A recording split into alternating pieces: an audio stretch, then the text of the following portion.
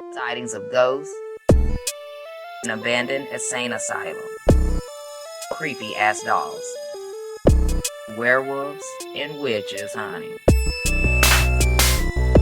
Do not obey. Stay woke. Nobody's gonna stop me. This is real. Do not obey. Stay woke. Scary as hell.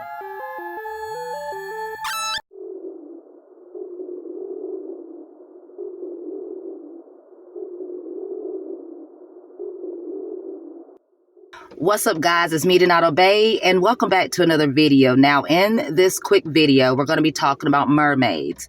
It's going to be like a little clip. I found this YouTuber when I was doing some research on portals. Now, what got me interested in the story is that when the person that was missing for so many years with the mermaids, allegedly, where they came back from, the place was not how it was before. So I do ask you guys to go back and watch the full video.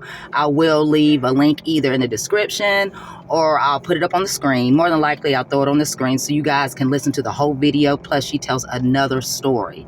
Also, over there in Zimbabwe, because this is where this is actually taking place, the officials know about it. The townspeople know about it. It's not a game over there. This shit is real.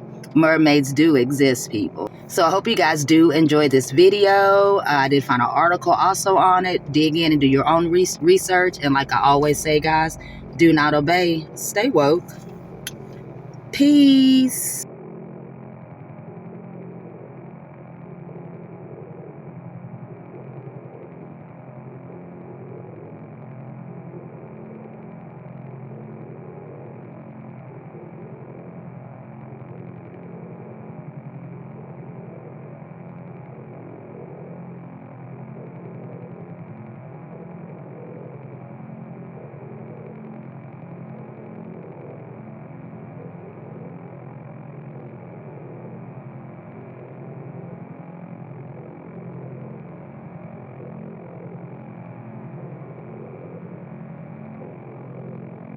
Couple of cases and watching a couple of TikTok videos about how people were kidnapped by mermaids but brought back.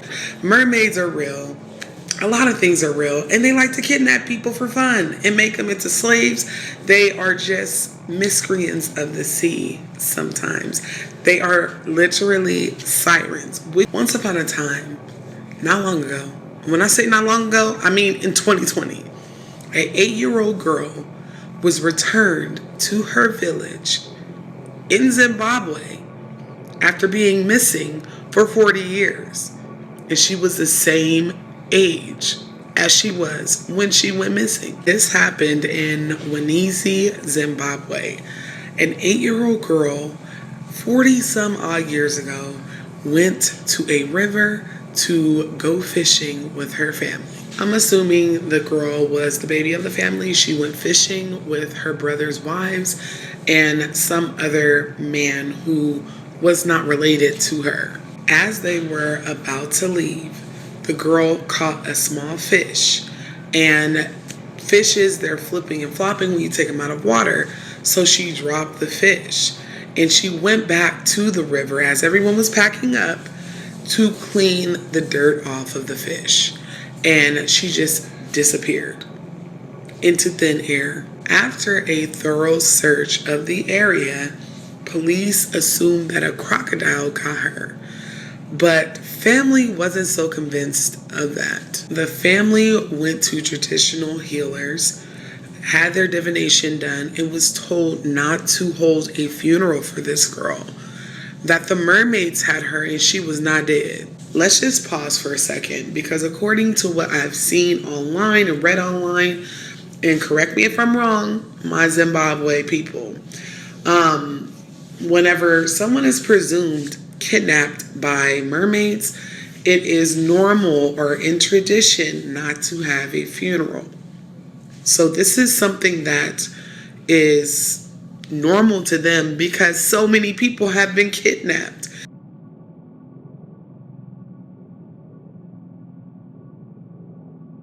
Family brought in several different traditional healers, and several different healers all told them the same thing and started to give them directions on what to do every year, multiple times out of the year, to bring their baby girl back safely. And the family kept up with it. For 40 years, they did traditional rituals to appease the mermaids, to bring their baby home. But while they were doing this, weird occurrences started to happen.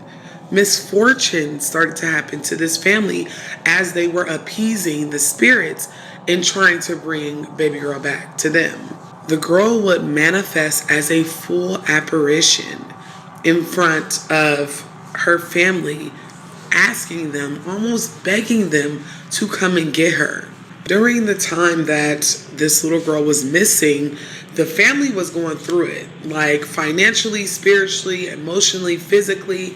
It seemed like they couldn't do anything right, but it is said that the reason why it wasn't working is because they did not find the right traditional healer. After years and years and years of seeing this full body apparition of their child, going through traditional healers and traditional rituals to appease spirit and try to bring the girl back, they finally found the right person to do the job. The little girl walked home. She walked straight into her village and straight to her family. And when journalists and news outlets caught wind of this, they ran down to her village. They saw this child, but were not allowed to film her. That was one thing that the family and traditional healers wanted to make very, very clear. You can look, but do not photograph, do not film. The CEO of Wanenzi Rural District Council, his name was Albert Novolo. I know I'm saying it wrong, I apologize. He was at the welcome home ceremony for the little girl, and he was in shock. He had never seen anything like this. All the little girls, villagers, neighbors, everyone who was probably in their 40s when she arrived back, but were children when she, disappeared, were so happy to see her. Councilman Albert spoke to the media and told them, this is legit. This is the little girl that disappeared 40 years ago. He also said that the countryside in Zimbabwe as a whole was a very spiritual place, and strange occurrences happen like this, but usually the person that is kidnapped is presumed dead, and it's only because the mermaids never bring them back. A chiefsman also was at the celebration, and his name was Chief Nagari, and he also said this was real. It wasn't a hoax. It wasn't the family trying to get attention or anything like that, and that this was very rare for someone to come back after being kidnapped by mermaids. So